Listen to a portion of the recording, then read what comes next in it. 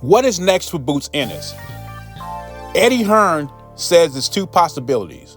Either he can stay at 147 and get the unification matches against Stanionis and Barrios, or the one who's been doing the most chirping, which is Brian Norman Sr., talking about Jerron Boots Ennis is easy work. He is food. But no contracts have been signed. And they had a chance to sign a contract to fight Boots for $1.7 million, but they complained about the taxes. But as boxing fans, we have seen this movie before.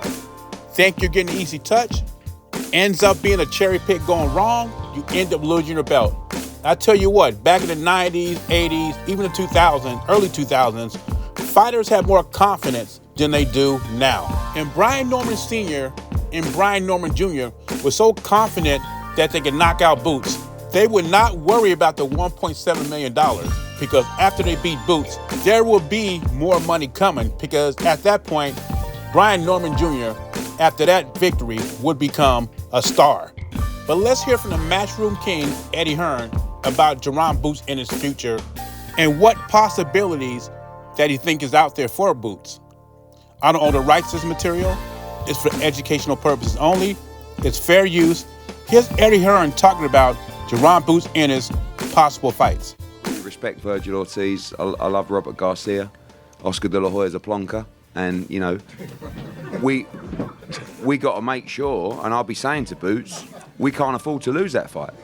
I can't lose to that fucker.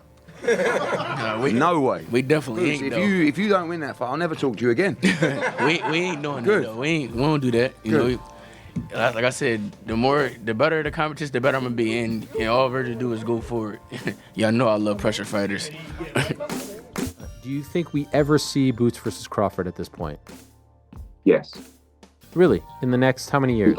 Because I think it's very likely that Boots will fight Vergil Ortiz next. Wow. If he beats Vergil Ortiz, which I believe he does, then I think His Excellency will push to make Boots against Crawford. You see, Terence Crawford really knows his boxing, and he knows how difficult that fight is. Eddie Hearn is funny. He says Jerron Boots loses to Vergil Ortiz, he won't talk to him again.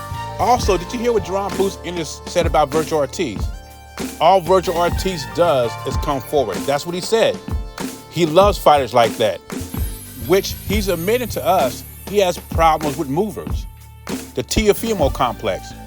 He likes guys to come forward, which makes it an easier fight for him. But Vergil Ortiz is no villain. When Vergil Ortiz comes forward, he's coming with that dynamite. Another part of the video I cut out was that he said Jerron Boots Ennis, once he's in the ring, he's about 165. And he also says the unifications are definitely still an option if he can make them happen.